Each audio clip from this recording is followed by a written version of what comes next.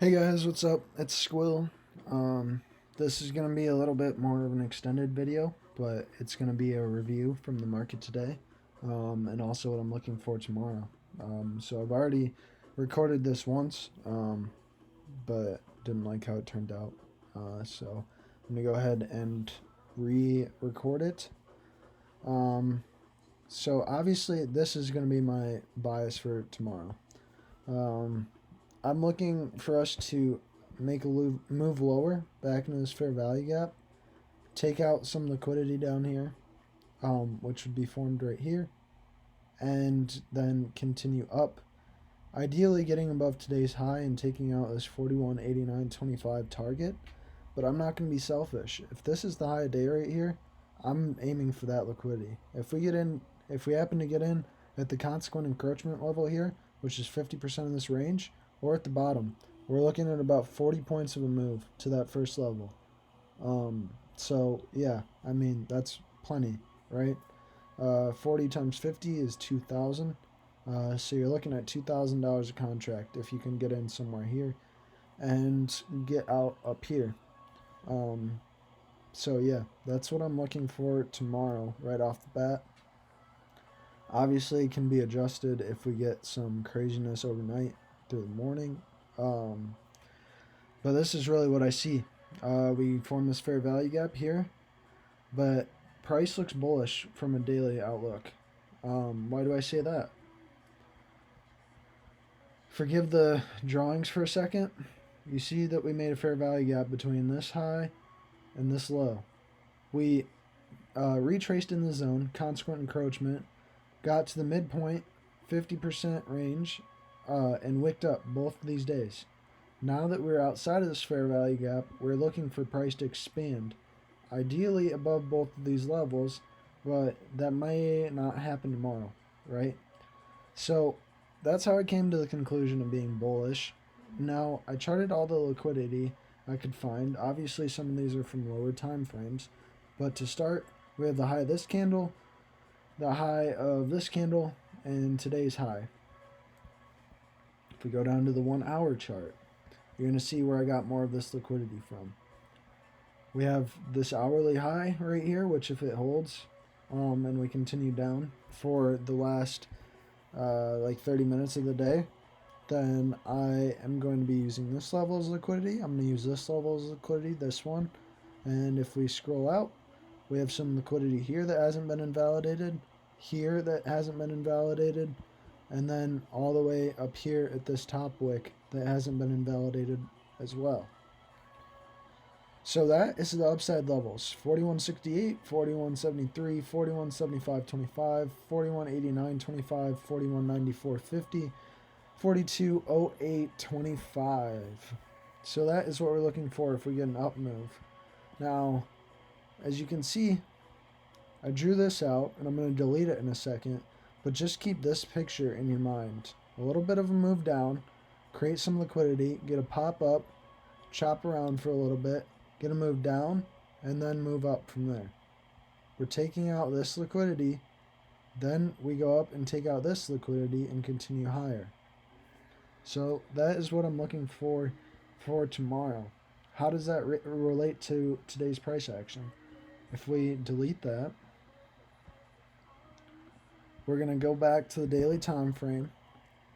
Since yesterday's candle was a down close inside the fair value gap, coming into the day, we're going to have this fair value gap charted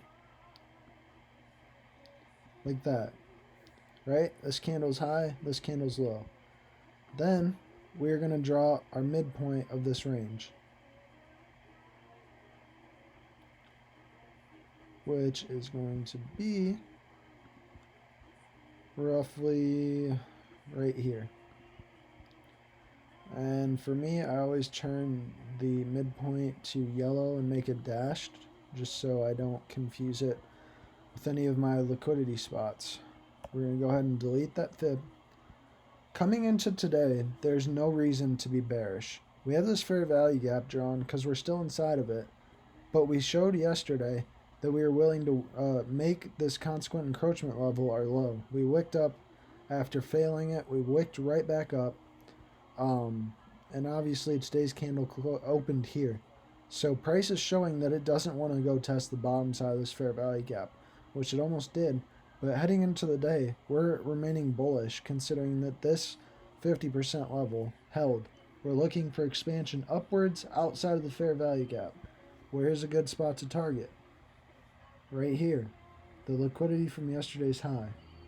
Let me go ahead and change this back to blue.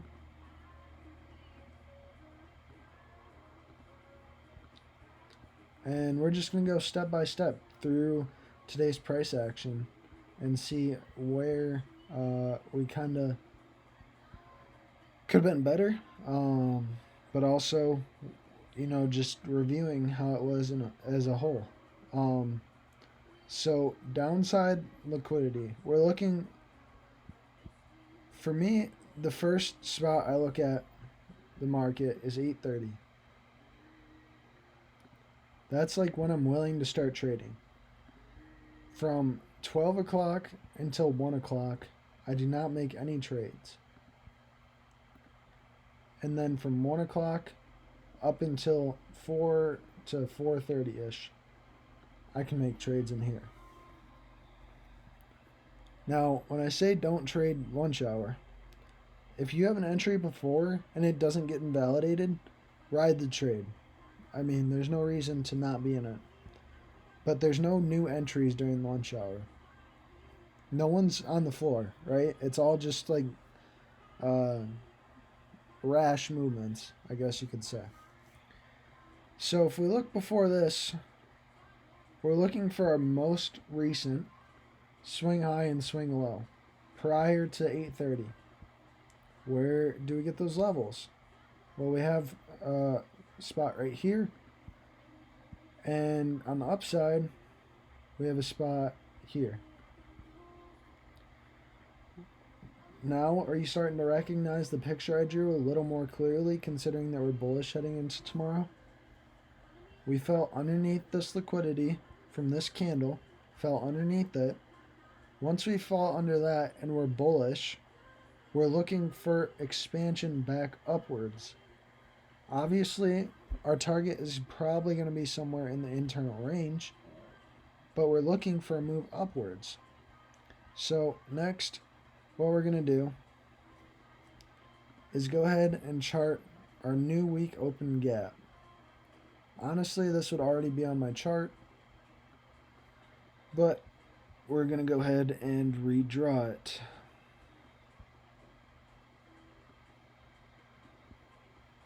And we'll change the color just so it's a little more easy to depict. Now you can see multiple times throughout the day yesterday that we came up to this level and couldn't break above. So we're looking for a target that happens to lie right above that level. Now, how do I know that? Well, we're going to use a 50% range again. From the low, this is like a really like be in the moment type process.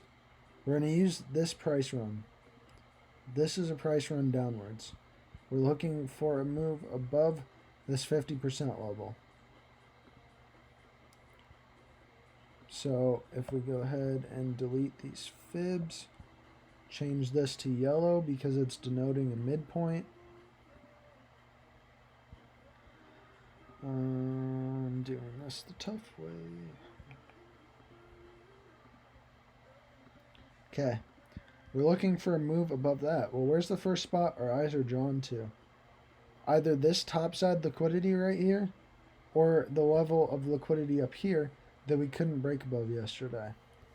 So we'll just use this lower liquidity level as a price target. I mean, that's still 20 points. That's $1,000, right? So right off the bat, there's nothing here that really gives us an entry. Obviously, we have an inverted hammer here, but that's not enough for me. That's not how I like to trade. So from there, we'll go down to the 15 minute. Do we have a fair value gap that is formed by breaking above this liquidity? Yes, we do. Does price ever retrace into it before making this move? No. Obviously, I'm looking at it from hindsight, but this is how to review, in my opinion. Do we have fair value gap here that gets retraced into before making the move higher? Yes, we do. Let's go ahead and draw this fair value gap.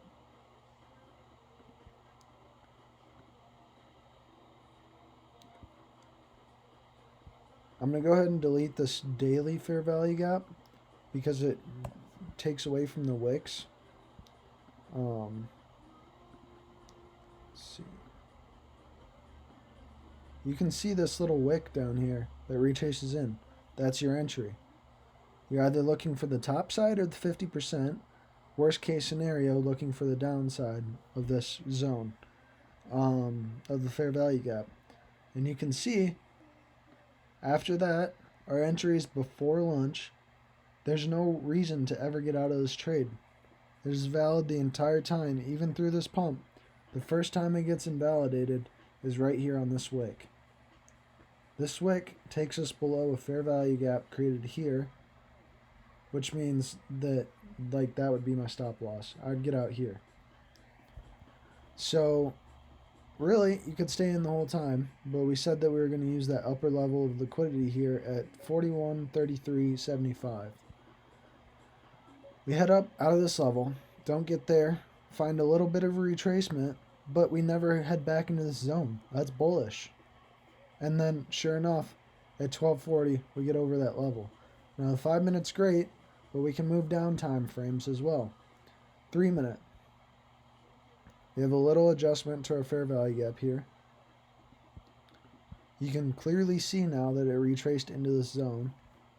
Heads up, never invalidates that fair value gap, and boom, right at the 12:39, 12:40 candle, hits our price target. Now, we have a fair value gap. Let me go ahead and zoom in because it's going to be hard to see. We already know what the price action looks above here in hindsight, but in the morning, I'm going to have it zoomed in this large. So we have a fair value gap that forms right here. Come on, let me drag it.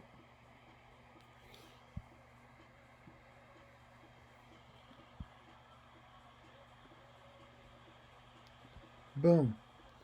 This fair value gap never is invalidated. If this wasn't lunchtime, I'm adding more to my position here. I will average up because it respects this fair value gap.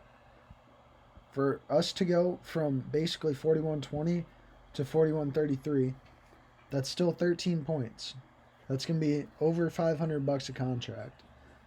So now that we added here and we added here, if this wasn't lunch, we're sitting pretty by the time that we get up here. So that's what we're looking for on the 3 minute. If we head down to the 2 minute, that fair value gap is no longer there, but we also have this up here.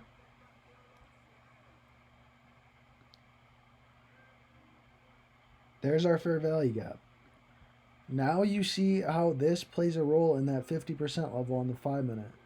If we break under that 50% level, it's invalidating it on the 2 minute. Therefore, it's not really a trade. I mean, I watch it on the 1 minute most of the time anyways.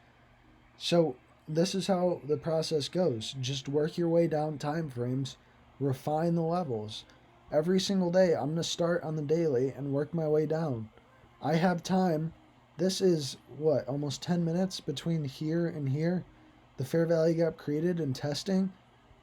It's over 10 minutes, actually, that I have to go through my levels and figure out where I want to enter, what will keep me in the trade, so on and so forth. Now, obviously, we have fair value gap that's invalidated here. But usually, you're expecting price to retrace back to the bottom of this fair value gap to begin with.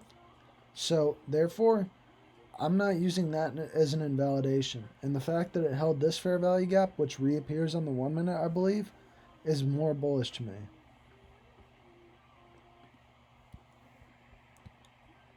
Oh, shit. Sorry. Swiped too far. Hopefully it saved all that.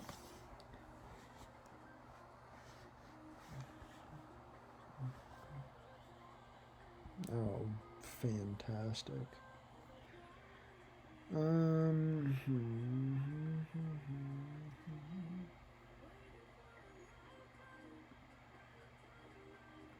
Go back to ESH.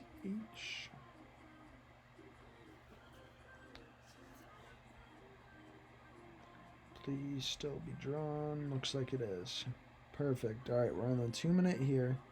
I'm going to go down to the 1 minute because we just discussed the 2 minute. And this time, I'm not going to swipe too far.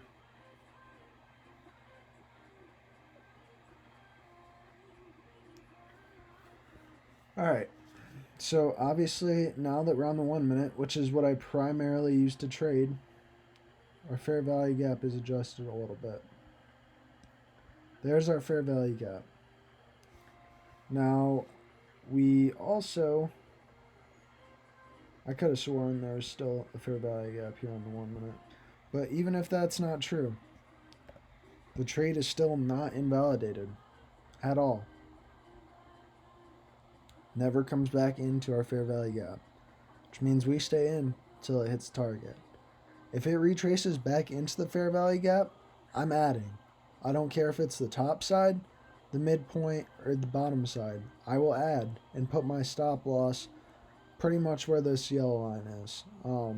Really, it's going to be below the low of this candle for me personally. A lot of people are different, but I like to kind of keep, I have such good risk to reward. If I can find one play like this a day and have a couple point stop loss to get 20, 30 points in return. So that's kind of what goes through my head. Obviously, in this example, we're looking for 15 points, and that's about a 3-point drawdown. So really, that's 5-to-1 risk to reward. You're sitting pretty. So if we go through this, fair value gap comes up, retest here. That can be an entry. This can be another entry. Go up, never retest it. Price target achieved right here, 12:41 p.m. Like I said, no new trades during lunch. So even if this retraces here during lunch, I'm not adding. Most days, say this retracement was going to happen like here, and we go back in here, I'll add there. Why not? But the fact that it's lunch, no one's on the floor, I don't want anything to do with adding more risk to myself. Right? We're already green. We stay green this entire time, adding here and here. There's no reason to ever get out until we hit our target. Now, if we go later in the day,